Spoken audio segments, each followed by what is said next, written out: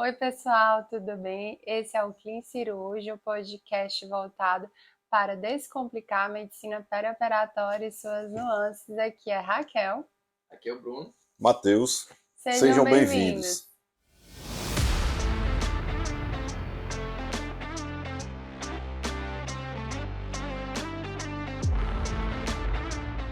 No episódio de hoje vamos conversar sobre abdômen agudo, né? Uma visão geral, conceitos, definições, semiologia e começando. Conceito. Como definimos, como caracterizamos um abdômen agudo? Se a gente for pegar literatura, se a gente pegar 10 livros ou artigos diferentes, vão ter 10 definições diferentes, tá? Mas todas elas tratam em torno de uma mesma entidade, do abdômen agudo. Que seria o quê? Um quadro de dor abdominal, que o paciente, diferente do que o paciente já possa ter apresentado, que o motiva a procurar uma emergência, um pronto atendimento. Então, uma dor abdominal que leva um paciente a procurar emergência, até que se prova o contrário, é um abdômen agudo. E o que tem que chamar a atenção é que muitas vezes essa causa necessita de um tratamento cirúrgico para ser resolvida e que se isso não for feito vai agregar morte e mortalidade ao paciente. Então, uma dor aguda do abdômen que leva a procurar emergência, podendo necessitar de cirurgia. Isso seria uma definição genérica do que é abdômen agudo. Eu concordo, até porque, como o Matheus diz, você não tem algo homogêneo na literatura, não é consensual a definição. Acho que precisamente é isso. E ressaltar que, como ele disse, existem causas clínicas de abdômen agudo que a gente vai falar hoje. Perfeito. Então, chamar a atenção aquele paciente que foi duas, pela terceira vez a emergência, medicado para dor, uma dor que não resolve. Esse paciente ele pode estar num quadro, já que é uma dor contínua, que não passou, que permanece, muitas vezes aumenta a intensidade. Acredito que seja essa definição, né? Exatamente. E toda dor é igual? Todo abdômen agudo vai doer do mesmo jeito? Não. Então, isso é até bem importante, que tem o aspecto fisiopatológico, né? Mas também isso é traduzido na prática clínica. Então, habitualmente, a gente tem dois polos de dor aí, que seria uma dor visceral, aquela dor que é mais difusa, uma dor imprecisa, de localização indefinida, que habitualmente flutua a sua intensidade durante a evolução, muitas vezes referida como uma cólica mesmo. E a gente tem uma dor que é uma dor parietal, né? Por quê? Porque você tem a irritação de um ponto localizado do peritônio, podendo definir, deixar mais preciso onde é aquela dor, é uma dor somática, né? Então, a gente tem esses dois polos aí. E isso vai ajudar muitas vezes a discernir qual aquele abdômen que eu tenho que encaminhar para o cirurgião e qual aquele abdômen que merece uma investigação clínica um pouco mais prolongada. Gosto de comparar a dor visceral com a dor parietal com a foto que você tirava com aquelas câmeras que tinha filme e a foto que você tira com as câmeras que Boa, tem hoje. Então, é como exato. se a dor parietal ela fosse uma dor de alta resolução, moderna. E a Boa. dor visceral é uma dor de baixa resolução, aquelas 1 megapixel. Perfeito. Boa analogia. Boa analogia. E partindo para esse primeiro contato com o paciente, né? A gente sempre se preocupa com aquele primeiro atendimento, na porta da emergência. O paciente está ali. O que é que a gente tem que ter em mente? O que é que a gente precisa para essa anamnese, para esse exame físico ser bem feito e direcionar nosso diagnóstico? Eu acho que a gente tem que dividir aqui o que é mais importante para o clínico e o que é mais importante para o Sim. cirurgião, né? Assim, lógico que para o médico que está vendo pela primeira vez vai ser o combo dos dois, mas para cá eu acho legal a gente diferenciar. Então, assim, sempre vai ser importante na visão clínica, né? Quem é o seu paciente? A idade, porque a idade vai topografar esse doente em um maior risco de neoplasia ou um maior risco de doença ateromatosa, que vão ser fatores, por exemplo, para abdômen agudo obstrutivo, enfim, para um abdômen agudo vascular. Eu tenho que saber, por exemplo, se o meu paciente tem fatores de risco, se é um paciente hipertenso, se é diabético, se tem dislipidemia, se fez alguma intervenção, por exemplo, angioplastia, se fez alguma cirurgia vascular, se esse paciente tem uma história já crônica de dor e essa dor se acentuou, porque o abdômen agudo pode ser algo de fato súbito, inédito, né, de novo, mas pode ser algo que traduz uma condição crônica que se acentuou, por exemplo, uma isquemia. O paciente pode ter isquemia mesentérica crônica e aí faz um quadro abrupto. Eu tenho que saber se esse paciente, por exemplo, passou por algum trauma recente, porque aí isso pode significar ter um pseudoaneurisma que rompeu, por exemplo. Eu tenho que saber que medicações o meu paciente usa que possam ser causa de hemorragia.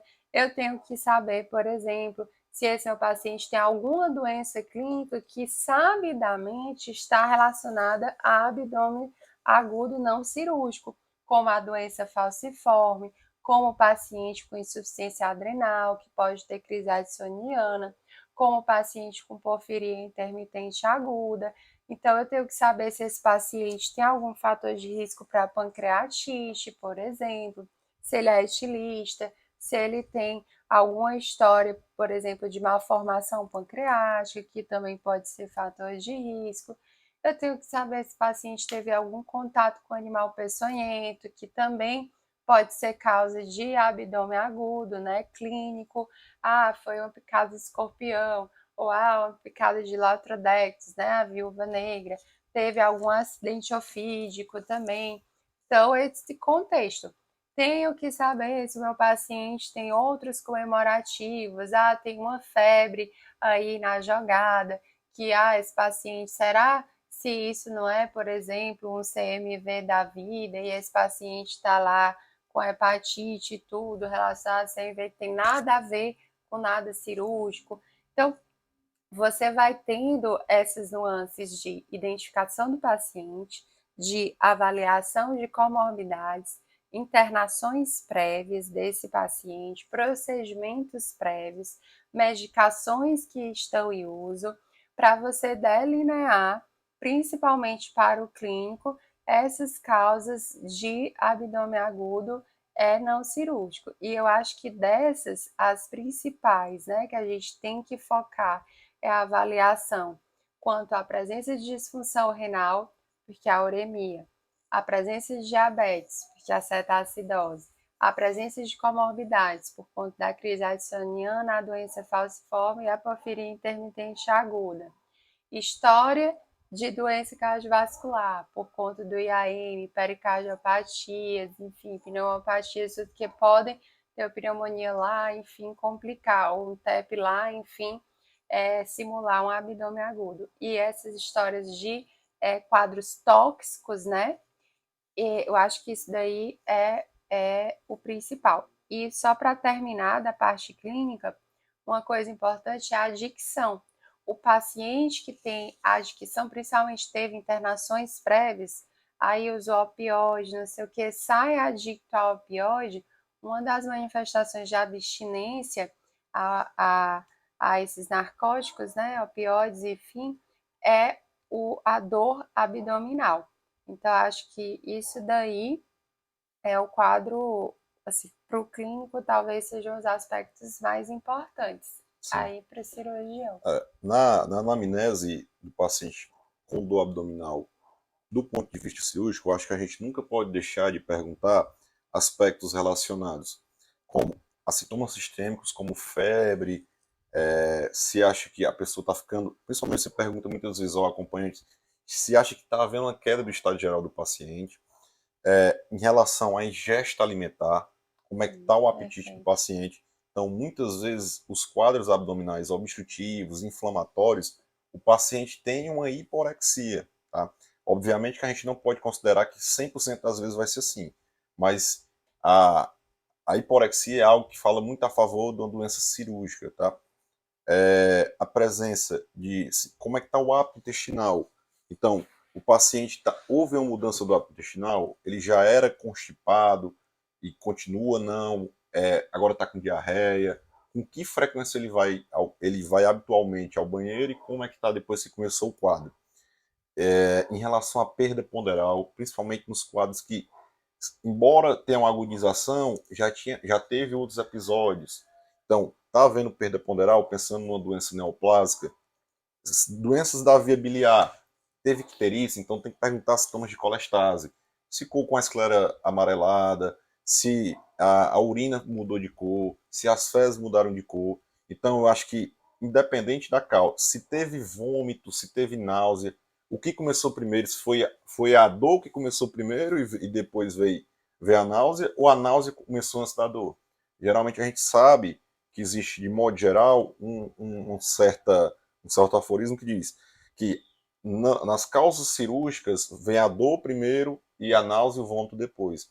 Nas causas clínicas, a dor, o vômito vem antes e depois vem a dor. Obviamente que a gente não pode generalizar, mas são aspectos que a gente tem que sempre levar em consideração.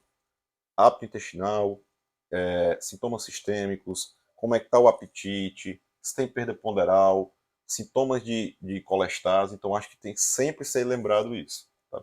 Perfeito. Eu acho que o que o Matheus colocou, assim, é exatamente isso. São todos os fatores que você tem que avaliar, né? E da parte clínica, essas especificidades que a gente tem. E com relação a náusea e vômito, doutor Otto gosta muito de dizer isso, né? Que você tem que lembrar de pancreatite num paciente com abdômen agudo, principalmente naquele paciente que começa exatamente vomitando, vomitando, vomitando, vomitando, e veio a dor, porque é uma das condições que mais cursam com essa hematogênese, assim, com esse ilho, né? Então, o paciente realmente tem, e a pancreatite aguda talvez seja a doença clínica que mais simule um abdômen agudo cirúrgico. Perfeito. E é uma rasteira muito grande para ambas as partes. Ele, só para o Otto gosta de dizer, eu não sou clínico, mas eu lembro do que ele dizia no internato: vômito sem obstrução, pancreatite é a primeira opção. É exatamente essa frase, isso mesmo. Parabéns. E, pessoal, a gente já falou mais ou menos, né, na primeira visão da anamnese e o exame físico. Como é que a gente vai direcionar a semiologia desse abdômen? Pronto, legal. Então, assim, só para chegar ao exame físico em si, né, só alguns outros aspectos da dor que eu acho que são importantes ressaltar. Então, tem algumas dores que podem chamar a atenção para alguns achados do exame clínico, né? Então, aquela dor que você tem lá do hipocôndrio direito, num paciente que faz abuso de farináceas ou comidas oleosas, isso lembra uma colesteatopatia calculosa, né? Então, você vai lá para o exame clínico e aí você vai procurar quem? Na verdade, você vai meio que olhar para o seu hipocôndrio direito ali com mais afinco, né? Com mais afeição. Outra dor também que tem, entre aspas, uma característica mais clássica é a dor da pancreatite aguda, né? Que você tem a dor em barra, que é ali 40% dos pacientes vão ter essa descrição clássica, mas também é algo bem característico. Ou então aquele paciente que tem classicamente uma dor que é de fome, né? Que é aquela dor relacionada à doença ulcerosa, que às vezes o paciente fica comendo porque tem uma sensação sempre de vazio, vazio, e aí depois... Eu conheço gente que tem essa dor faz tempo. Inclusive eu sofro dessa dor. E aí você vai ter uma piora abrupta e isso pode favorecer o seu pensamento de um abdômen agudo perfurativo por uma úlcera perfurada, por exemplo. Então você vai lá para o seu exame clínico já com alguns cuidados, né?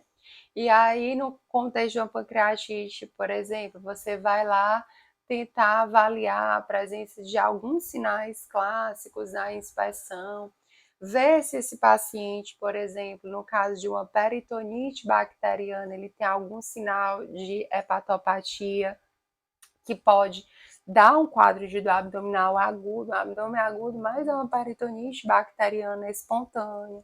No contexto de cirrose, então você vai ver se tem varizes, você vai ver o seu paciente. No paciente com lúpus, você vai ver se tem estigmas de lúpus, se tem a história. Então, o exame clínico ele vai corroborar muitas vezes o achado que você teve lá da história. E eu acho que tem 4 sinais clássicos que são mais importantes, né, Matheus, do ponto de vista do exame clínico. Inclusive, a gente estava conversando e eu gosto de sempre, nas minhas evoluções do meu atendimento, no pronto atendimento, eu atendo um paciente que tem dor abdominal, independente do que seja a hipótese diagnóstica, eu sempre gosto de descrever no meu exame esses sinais. Né? Seria o sinal de Bloomberg, que seria a descompressão dolorosa da descompressão brusca no ponto de McBurney, ou seja, no ponto que se localiza na transição do terço lateral para o terço médio, de uma linha da espinha ilíaca anterosuperior até a cicatriz umbilical, tá? Que isso aí fala a favor de apendicite, mas uma irritação peritoneal por outro motivo naquela região também pode dar. O sinal de Murphy seria justamente a parada inspiratória na palpação profunda do ponto cístico, fala muito a favor da uma colecistite aguda. Sinal de Giordano, a punho-percussão dolorosa na região da topografia renal, fala a favor de pielonefrite. E também Rosving, ou como a pronúncia correta? Rosving. Sem nem dizer. O vizinho, pode falar. Que seria você fazer como se fosse empurrar o gás do colo esquerdo em direção ao colo direito, e essa distensão no colo direito faz você sentir dor na fossa ilíaca direita. Então, é como se você apertasse do lado esquerdo e doesse do lado direito. Também fala a favor de um processo inflamatório na região do seco e do apêndice. Então, sempre eu gosto de deixar, mesmo que seja para negar, de descrever esses sinais, porque são sinais mais clássicos de causas comuns de abdômen agudo, talvez as causas mais comuns de abdômen agudo. Tá? E só mais 2 sinais, né, com relação à pancreatite, que eu estava falando e acabei esquecendo aí, que é o cooler, né? Eita. Que aí, próximo à cicatriz umbilical, né? Todo mundo usa o CU lá para poder lembrar, cicatriz umbilical. Então, e tem, que é chamado Gray Tunnel, na verdade, não são 2 pessoas, né? Segundo o Sapira, tá errado falar Gray Tunnel com o hífen, mas enfim. É o clássico que todo mundo aprendeu assim. Então, o que você tem é aqueles sinais, aquelas equimoses aqui na região dos flancos também.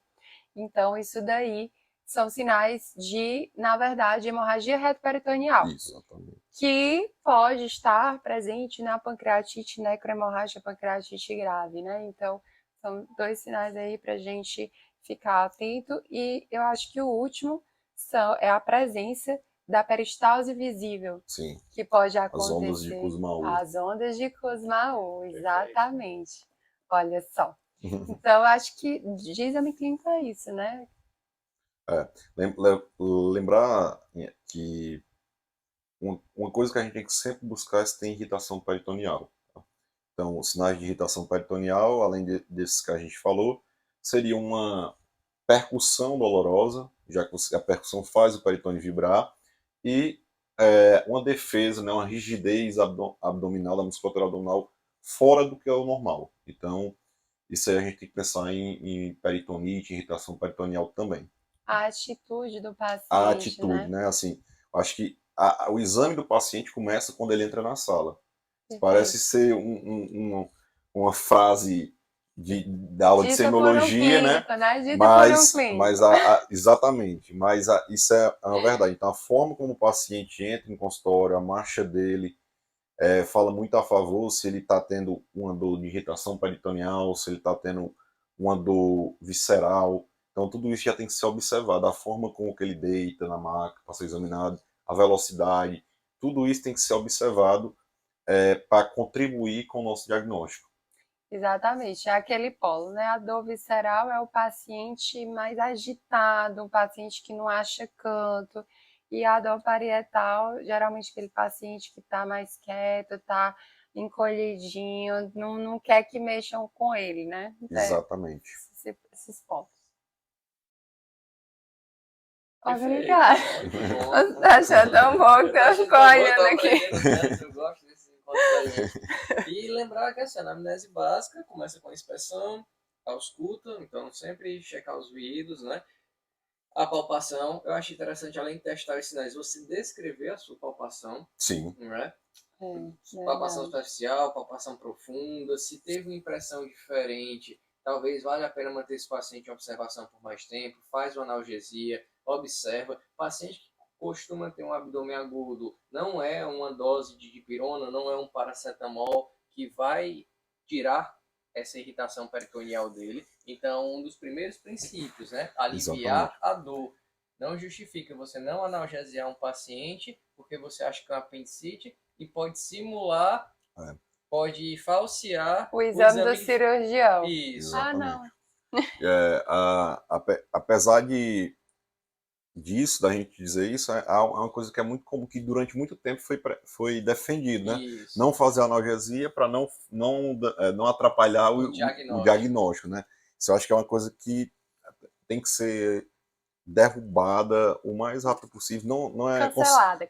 tem que ser cancelada. Não é mais concebível hoje em dia a gente ter esse tipo de pensamento de não fazer uma analgesia para o paciente porque vai atrapalhar o diagnóstico. Realmente, se for uma dor abdominal que necessite de uma terapia cirúrgica, que seja um abdômen agudo, mais classicamente dizendo, não vai ser uma dipirona que vai resolver e que vai atrapalhar o exame. E é por isso que a gente tem as divisões dos abdômenes agudos cirúrgicos, que é o que a gente vai falar no próximo episódio, né? Exatamente. Pessoal, esse foi mais um episódio do Clean Cirurgy. Se você gostou, e somente se você gostou, curta, compartilhe, marque seus amigos e eu te espero no próximo episódio. Até lá! Tchau.